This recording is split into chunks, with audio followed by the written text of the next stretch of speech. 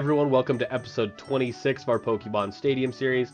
I'm Illucive, and if you're looking down at the timer, this is obviously a shorter episode of the series, but one that's important because it marks our transition from round 1 to round 2 of Pokemon Stadium.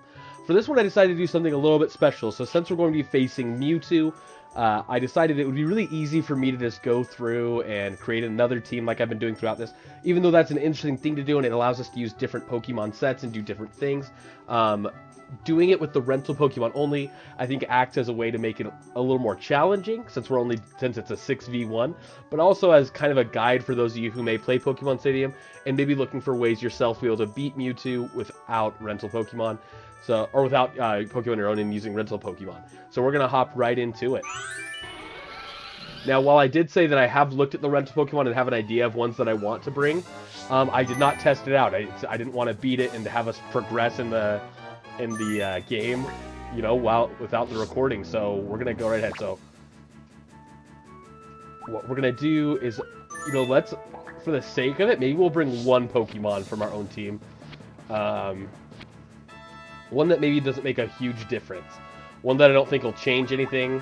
Who'd be a good option?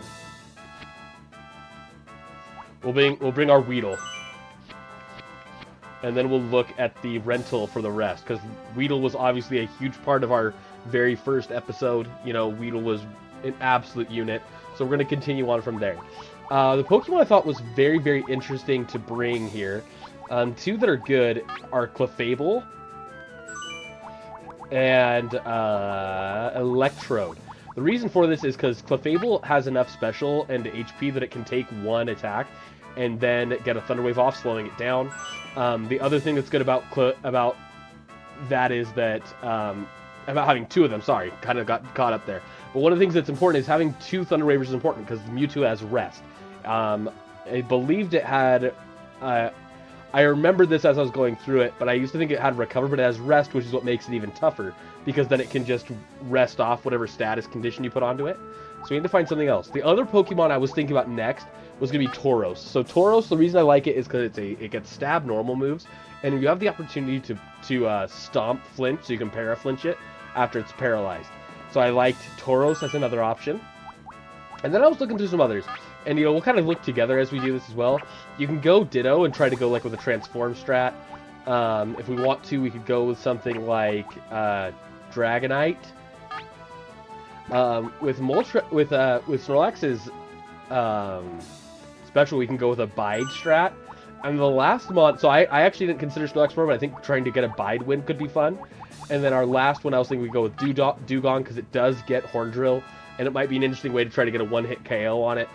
If we get that too early, that'll be kind of like our last hurrah will be go to Dugong if everything else falls apart.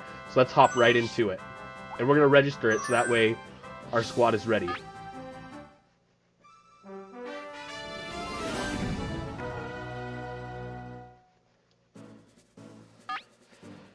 So we're going to lead off with Electrode. And then we'll just, again, from there, it doesn't really matter what you bring. So we're going to get our fast Thunder Wave off first. This battle was always like what I measured myself against when I was a kid.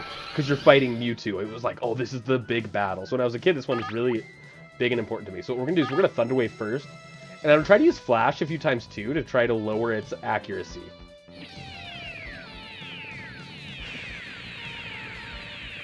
Electrode being the fastest Pokemon in Gen 1. Being able to get that off quick is really good.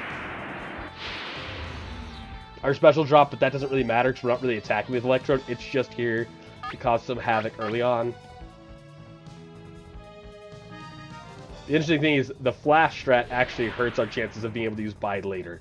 So I think we're probably going to get KO'd here, so that's not a big deal. Okay.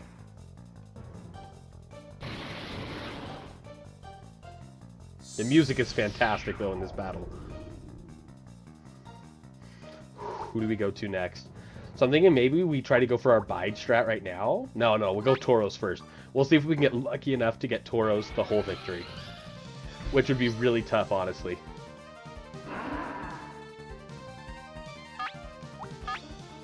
But if we get lucky enough here, then maybe we can finish it with something else afterwards.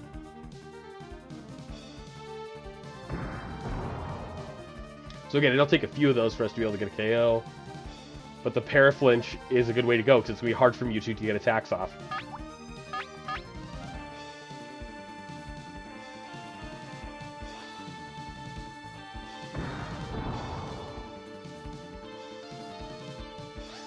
And the other thing is it flinched that time, it was paralyzed the first time.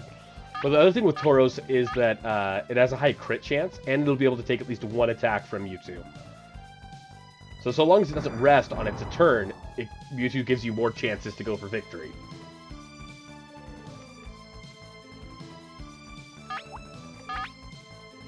So maybe a little, you know, if things continue going this well, this will be even shorter than I anticipate. So we got a crit there. And look at how tough that is for Mewtwo to even get out of. Do we have anything more accurate than Stomp? No, so we're just going to go Stomp and just finish it.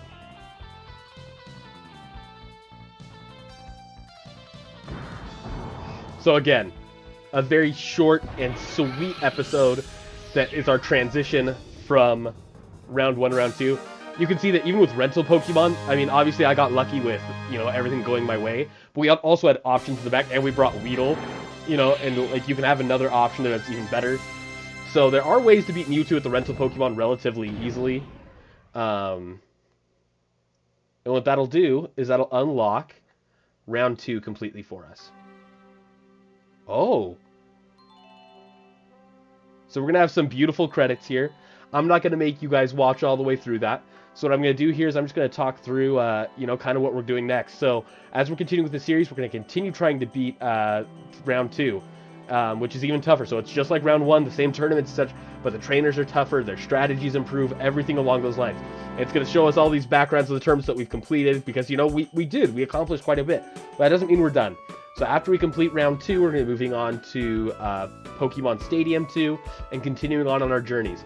Again, I didn't record this one live on Twitch, but I record almost all of them live on Twitch. That way, if you guys are ever interested in watching those recordings live and seeing kind of the thought process as we go through, and if you want to, you know, be interacted with as we go through them, I would love to see you guys there. You can find that at twitch.tv/Illucive, which is down in the description.